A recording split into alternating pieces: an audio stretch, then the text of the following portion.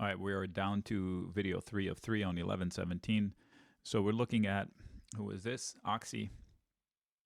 I have history with this stock, and let's revisit the chart comments.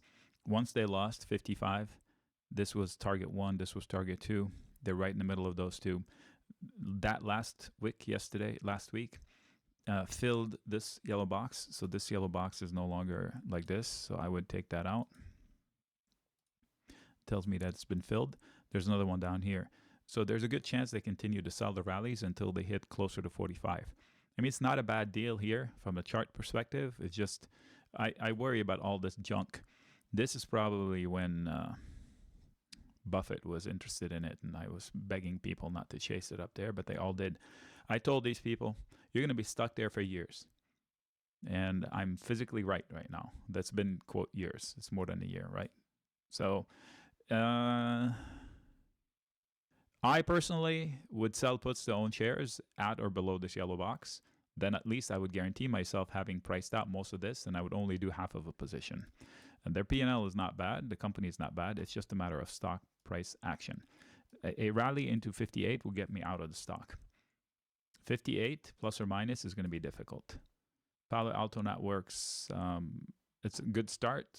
I wouldn't get in earnings in 3 days. Okay, so I wouldn't touch it. If it falls through the 360 zone, I would sell puts or put spreads. They are buying dips and making higher highs, so don't argue with it, don't short it. But if it does dip, you get on board. If it doesn't dip, you already missed it. You just miss it a little bit more. PDD was a short along with all the Chinese stocks. This one has a pretty nice P&L, so if you want to invest in it, you've got all this support. Earnings in 4 days. I don't know if it's going to be at 145 or 75.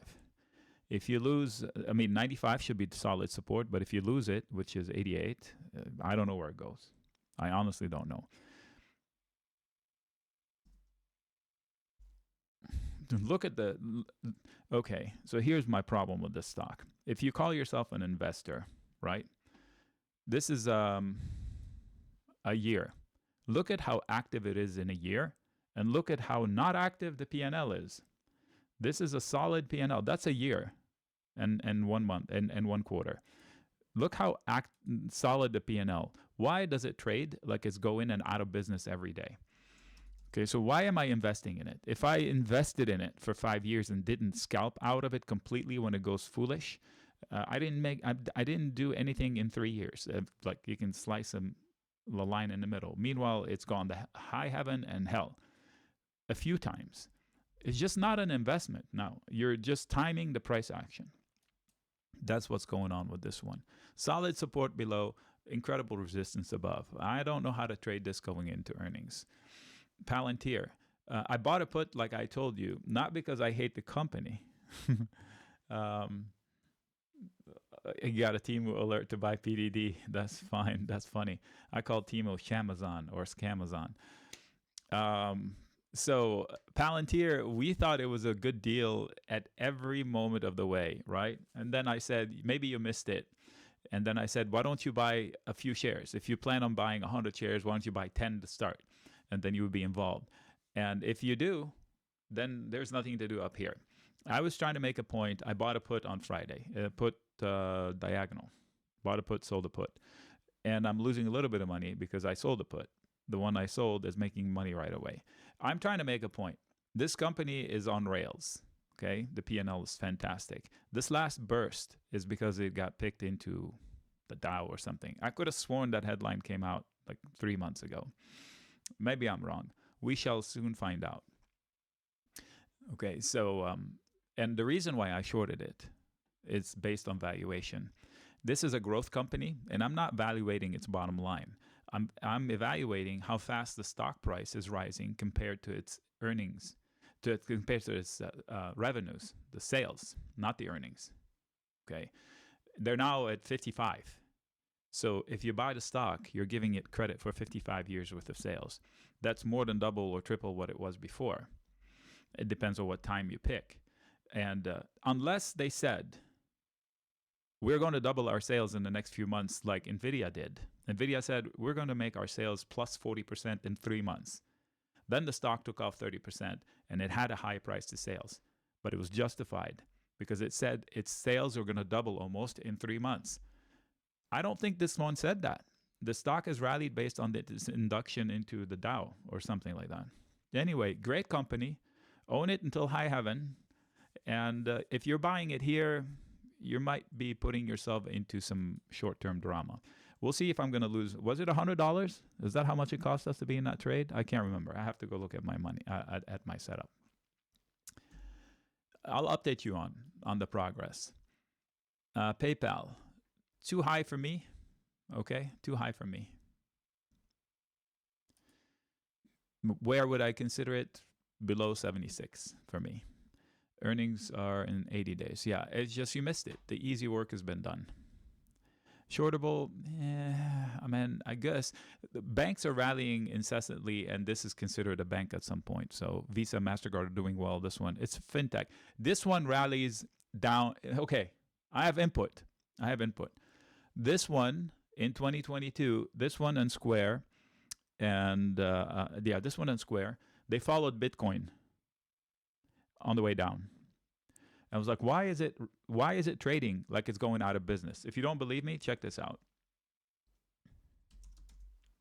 In 2022, the correction hit this so hard and it would not stop falling. We had sold puts at 50 and 55 and we had a hard time making money with them. We did make money, but I was like, why is it selling like it's going out of business? And Square. And then it hit me. Oh, okay. So it's Bitcoin. It was a Bitcoin trade. Whoa, Square, that looks like a pretty violent stock about to happen.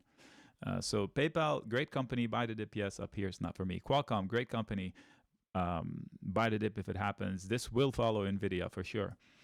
And it better hold the last week's lows. If you lose last week's lows, you may end up at 155 through no fault of its own. This is a buyable dip with two hands. A great company.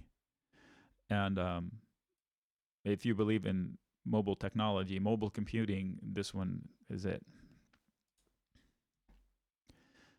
Okay, avoid. Look at the stock, look at the price action here. Nothing, no problems here. This is a fear out of the election results and the nomination of Kennedy again, I'm thinking. This sector, you need to do homework. My words should not be the only things you hear. I can tell you that this is entering a fight zone that extends through 625, 630, 650 at least. This candle changed things. Watch it. You can slice this candle in half and look what happens if you do. It sticks out like a sore thumb. If I slice this candle right there in half, it's a weekly candle, and I look left, look at what role it played. And look at the role, the base, and then if it comes back to it, that will be a good zone. So if you're selling puts to own shares at $600 stock, that's not very easy to do. Or you're selling a put spread to catch a falling knife, yeah, that's fine with me. It is doable that way. I'll put it on the trading zone because I know some of you trade it, and I'll send it out as a trade, but I say I wouldn't take it for myself. Okay, so I am short this stock, and I'm making good bucks on it. So I sent out a short for us, a bear call spread, a credit call spread on RUT and IWM, correct? Okay, so those trades are paying. I also, in the live, I said I'm buying puts, which I didn't send out. I don't like to buy anything because I knew I was going to sell something against it. I may have mentioned it in one of the write-ups, but I didn't send it out as a trade alert. And I am riding big wins on those puts, and I sold puts against them for Monday. So I will continue to be short this stock until we come down into the base from which we sprang. So I think there's a potential of coming down much lower. But if I sold a credit call spread and I decide that, no, the market's fine, Nick is wrong, and I want to sell a credit put spread, that's something to do. Okay? All right. Who is this? Oh, Sentinel. It has support at 25.5, but I think it could get to 23 and 24 and 22. It has a lot of supports. So figure out what kind of a stock it is and what kind of environment it is and see. Let's see if I can get you some. The shaded area has been pivotal. So one would think that the bottom, it's fallen into support. 25.5 should be solid support. 25 should be even more solid. 24 should be a bargain. So maybe I'll put it on my to-do list. I'll do my homework first as to what kind of company it is. Endpoint security software, such a foreign subject to me. SBUX. Not for me. Good price action, holding this gap up. I just can't help the feeling that it will be at 84 again. A lot of sellers above, from here to 106. I would not be long SBUX up here comfortably. If it was if this was a trade, I would be out. If this was an investment, I would trim it or sell covered calls hard. Shopify, I'm short and I'm making some money too. I shorted it by selling a call spread, and I believe I shared it with you. Nothing against the company. I just think the reaction was overblown. I can't remember exactly what the headline was on earnings. I looked at the earnings. I mean, there's nothing wrong with the earnings. I'm just arguing with the price action, the stock price action. Looking left, you're getting into the bottom of this. So silver, everything I said about gold applies here. Let's see here.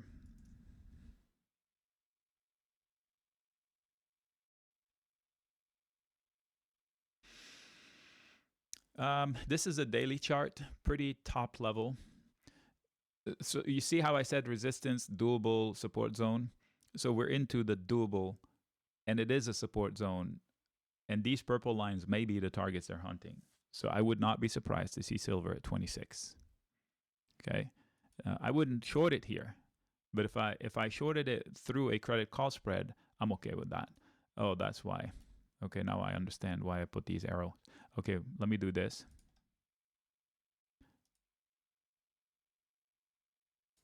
And then go back to the other time frame. Now you see? Okay, so these arrows I drew the other day on a lower time frame that didn't show up on the daily chart. So what I'm saying is that this they're fighting to avoid these arrows. So if we don't get back to 29, that's the best way of saying it. If we do not get back to 29, we're probably going to drift lower and maybe be in the 26 zone. Okay. If you built a long position here against the low from the last 3 days, that's fine. Just make sure you know that you might need to defend it.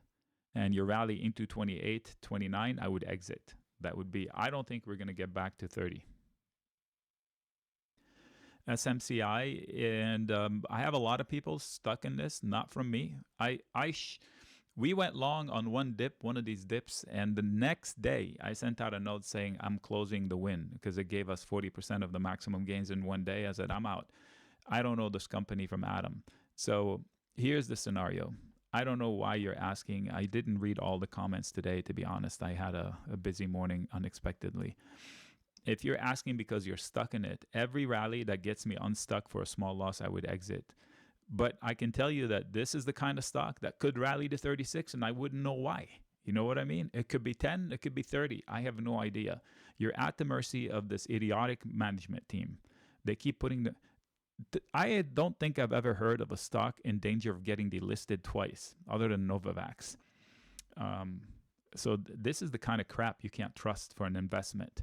Also, look at where it's at. This is a gap from 2023, May. What else happened in May? Let me see here. Oh, yeah. NVIDIA, May 2023, reported a boring report. They shrunk in sales, but they said we're going to almost double our sales in 3 months. Everything AI ran, and this one just took off. But it looks like it took off on its own merit as well, maybe, because they too grew sales. So not to look at the sales, I mean, it is impressive. It's not impressive, right? But this other shenanigans that puts everything. So there's so much that I cannot control. I don't know what to say. All I can tell you is if I'm stuck long and I get rallies that get me out, I'm out. Snowflake was a buy the dip up here, not for me. 140 from here to 140 to 145, a lot of resistance. I can see it coming back to 150, 152. So if you bought the dip and you're riding a higher high, higher low, yeah. Even if it goes to 118, it'd still be okay. That thought process would be going on. Oh, the earnings are in 3 days. Okay, never mind. Everything I said is coin flip, coin flip. SBX, I have the... You guys don't need to ask for these. I have a special section for all of these. We're not going to cover it. Tonight or tomorrow morning, you will have a video just for those. Plus, if you're trading the SBX, come into the live room. That's what we do all day. Don't ask me here. You have me all day. Square. Okay, so not for me, but I can tell you that if it breaks out of 90, I don't know where it goes. Okay. I think it should go to 75 first and 74 and maybe even 70. But if they break out, you saw, look. This is a complex inverse head and shoulders. It's to say that for 3 years, they've been trying to break out of the zone. Let's call it 90. If they break out of it, they get $30 of upside. But for 3 years, they've been failing right here on a weekly. So how do we know? You let them break out and then buy the dip into that breakout after they break out. So if they get to 95, let it be. And then we'll deal with it. I wouldn't get long here. You're opening yourself up for danger. That's an important weekly candle. I'm going to make it a color that will remind me of that without me having to write anything.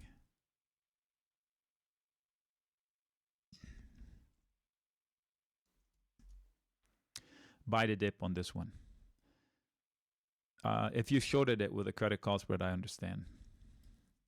SWK, okay, I'm long this one, I think, through a credit put spread, and it's not stopping the drop. It does have support scattered from here on through 78. I forgot what level. Did we put it on 79? I don't have any pictures. Yeah, it's one of those stocks that if I get assigned, I'll probably take the shares. It's falling into support. I think you're asking because of my trade. I'm in that trade, by the way. I do have one contract in it. I had to put it on the books. I don't take sizable trades anymore because now I have 40 trades just so I can mirror the book I'm sending out. It's just insanity. I don't like it at all. 27, solid pivotal level. 25, even better. So 27, 25 should be solid support zone. So if you this is a robotics company. If you believe in robotics, you believe in this company. Earnings are in a day. Who's to say what they're going to do there? It's probably cheap enough to buy. Let's say you wanted to go along into the earnings and you buy 5 calls. I can probably invest in a put. And this way, if it completely collapses, I get some money back. I don't lose a lot. And if it takes off, okay, I sacrifice the put. Simply stated. I'm not saying buy calls. I'm just saying, doing the opposite would be the same way. I would trade it after the earnings. Atlassian's too high here. It was a buy the dip moment, not anymore. If you want to short it, short it. You have my permission. Debit put spread or credit call spread or both. Look at it. I mean, I loved buying the dip. It was on my to-do, but I never pulled the trigger. Golly.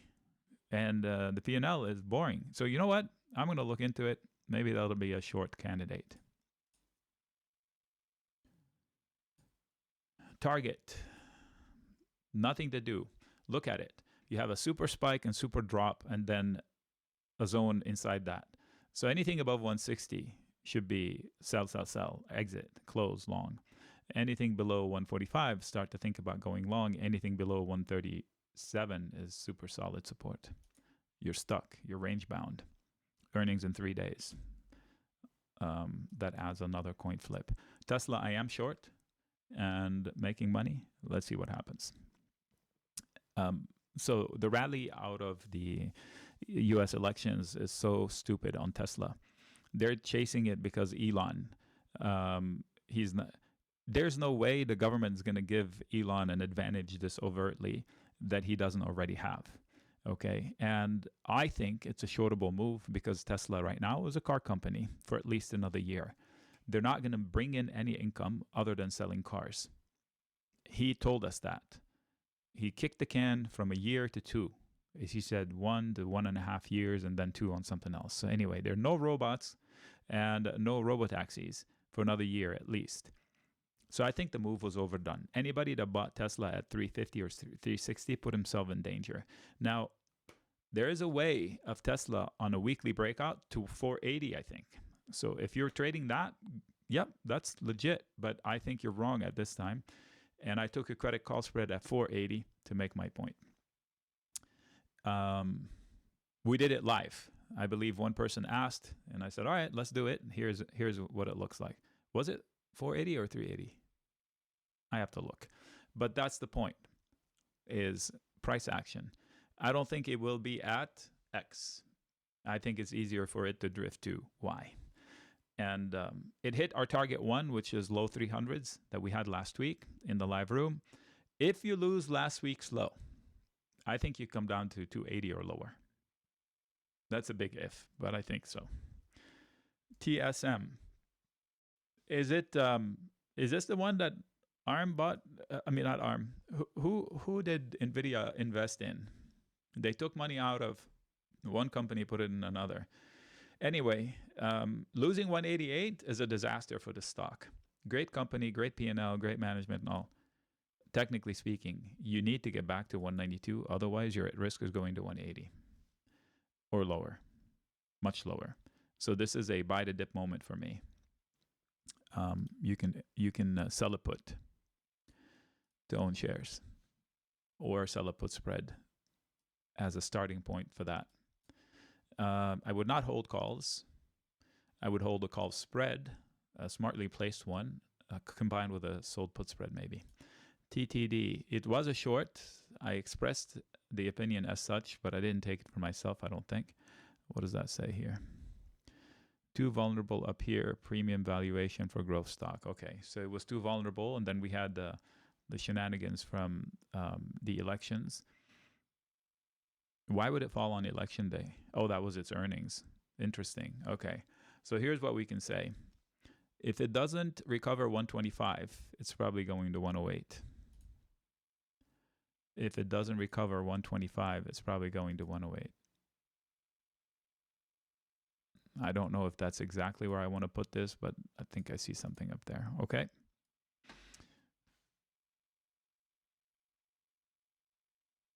How about I do this? Possible. Don't short it for that. It's just possible. TWLO. Love the company. Just like this is everything I said about Palantir, I say here. Great company, super awesome. This is redonk. I don't remember why it rallied. Oh my gosh. I mean, I don't want to short Twilio. I'll tell you why. Because look how much higher it's been, right? It's like Upstart. There are idiots trading the stock. And I don't want to lose money to idiots because of idiotic behavior. You know how they say when you argue with stupid, they bring you down to their level and beat you with experience? I knew that it had upside potential, but this is absolutely insane. 40%. Did they have an announcement? Like, did they get bought out? Or what? I don't want to short Twilio, folks. If it's cheap, I'll buy a put. What the hell? I'll check it out next week. It's definitely not a long for me. Uber. Not a lot to say. You have solid support below, but you must hold, and a lot of resistance above, and I don't think you can break out. Like, I don't think there's a path to 80 or higher for Uber this year. Maybe I'm wrong. Earnings are in 80 days, so where's the catalyst? I think it's easier for it to drift towards 65 than it is to break out from 82 or 80. Is that a fair statement? You have a lot of good support, but it's easier for it to have a drift down to this zone rather than explode back to the highs. That's about it. So this is more possible than the upside. The red one. Ura? Oh, uranium. Okay. This stuff is very reactive. Little dad joke. You better hold 29, because if you don't, you're going to 27. And this looks pretty tough. But if you do break out of 34, you're going to 37. It's headline driven, so you have to do your homework there too. USO. Okay. So answer me this. If we're going to pump and drill, doesn't the price of oil go down if we have more of it? Yeah, don't trade that stuff. Trade the stock price. You have a base from here that extends through 66. That's your support zone. If you lose 66, you're going down to probably the 50s. It's like 60 or 59. You see how many times they defended this? It looks like a head and shoulders. You see it? You see it? Sideways like this? So I'm going to say this. If you lose 68, I can almost guarantee you 62. If you lose this one, I think you go down at least this much. Or more.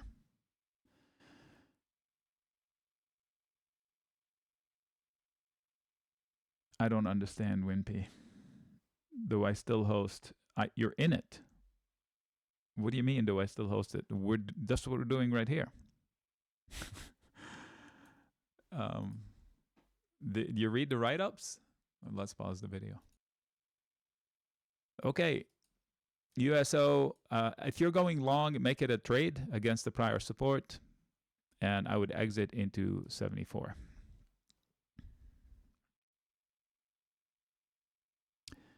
I don't know what that is. Oh, Vodafone. Solid support. It triggered a loss of a support zone. Honestly, they need to recover this. I'm surprised they fell below that. Oh, that was an earnings reaction. That was an entry point. If you went long here, there's nothing to do. I don't know what this is all about. That's pretty ugly. Okay. Just pay attention to the sales. You don't want a company that's shrinking in sales. Vertiv.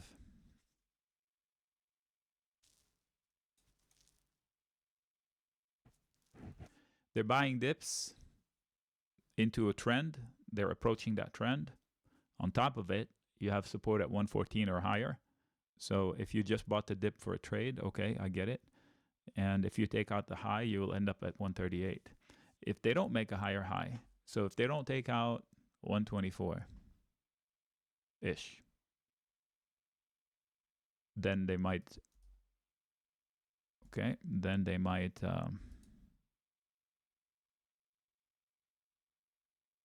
go to this one. And then the better support would be even lower here. Now, you do not want to lose 100 from here to here. If you lose 100, you're going down to 86. Until then, they're buying dips and making higher high. Verizon, that was a buy the dip moment with confidence. This P&L is pretty good. So if you bought shares, good job. I think it pays a good dividend. 43 is a problem, big problem. Like if you're buying it as a trade, I would exit anywhere near 42.5. In fact, if you bought it here as a trade, I would be out here. They're selling rallies. Okay, so they're selling rallies for me. Anything above 42.50, 42.40 is a struggle for this chart. 42.60, I would out. Anything at these levels, I would be out. Head and shoulders. Whatever it is, you have support below where they just bounced and backup support. Walmart, it's a short up here. They are buying dips very religiously. Chasing what? And it reports this week. They better deliver something that they've imagined in their head. It's too expensive valuation-wise. The valuation is too expensive. From that perspective, I would not want to be long for a trade into the earnings. So valuation for this one, PE, is a fair value because it's not a growth stock. Let me verify that. We go to statements of sales. Single-digit growth stock. That is not a high growth stock. So I can ask it to be profitable. The price to sales is 1, higher than anything else before. That's already high as a price to sales, which is a growth metric. The PE is 44. It was this price Q2 of 2022. So it's not cheap. It's expensive. Good chart though. WULF, I wouldn't touch this. I would not do not trade this in the options. I promise you. This is a death chart. Why would you want to be involved in this company? Not for me. This, regardless of what the company does, Wall Street hates it to death. Literally, they cannot stop making lower lows. This is like the VXX chart. That's crazy stuff. Not for me. Look at this P&L. The losses are growing faster than the sales. Do your homework. The chart is not going to help you. Williams-Sonoma. I'm surprised this company is still in business. If it loses 124, you go to 108. A better support zone. 108, 100. Resistance, anything above 145. So if you lose 125, 124, you open a trapdoor. Earnings in 3 days. Okay, so never mind. I have no conviction on earnings. WULF, TeraWulf, doing what? Oh, okay. So this one, study the company because it doesn't have any income right now. Technically, they hit target 1. Target 2 is at 5.4 if they want to go there. Support is at 6. XBI. Okay. This is the target that I saw earlier, but we stopped twice short of it, and we just got to it. You understand? Weeks ago, a couple months ago, actually, a couple months ago, I said, if you lose this, you go to here. They didn't. Twice, and now they're here. Support zone below, it extends through 86. This is biotech. This is in the line of sight of our new health czar, who is actually healthy. So I don't know what he's going to do to the industry. They're probably imagining things worse than what he's going to do. He's not going to demolish industries in the US. He's just going to hold them up to better standards. So XBI is a stock I would trade. There is a support, and it's a zone, and it extends from here through through 84, 83. So here's what I'm going to do. I'm going to put an alert and to alert me. Here and here. Okay. Exxon. I have no opinions on Exxon as far as a company. I can tell you whatever this is, it's going to be impossible to penetrate. There's no way I can picture a scenario that take out 125. But if you do, you're going to set a new high. I just can't imagine the scenario. Like they will need a statement, like a changing statement in their income. That's not the kind of stock. It's not Meta. It just, this looks like a huge problem. And support, yes, scattered all the way through 115. If for whatever reason you lose 115, you'll go to 110. Okay, that's Exxon. ZETA, I believe they reported, yeah? I don't know what they do. Operates as a marketing technology software, my least favorite of all the technology things. Seems like there's not a lot of barriers to entry there. ZETA, well, it is a support zone from 15 to 18, that area right there. So it's not that bad that way, but you have to be careful with it, because if you lose 15, I don't know where it goes. There's a gap here that they never came back to. So you better study that. And Zscaler is a stock that rallies and in both directions, super long and super fast. So it's a tough trade right here. Technically, it should drop back down to 185. But it does have a lot of support. So it's not like imminent. It's breaking out. It's breaking necklines. But on a higher time frame, it's pricing in downsides. So push-pull. It probably will follow the market. If we have a positive week in the market, they'll try to push against 220. I want to remind you that this was in the 20s and 40s and 50s not too long ago. So clearly, valuation is not skinny on this one. Let's go check. 15 price to sales. It's not outrageous, to be honest. It's not as outrageous as Palantir. 55. I'm giving you relativity. And with that, we have the ending of it. So, folks at home, thanks for watching.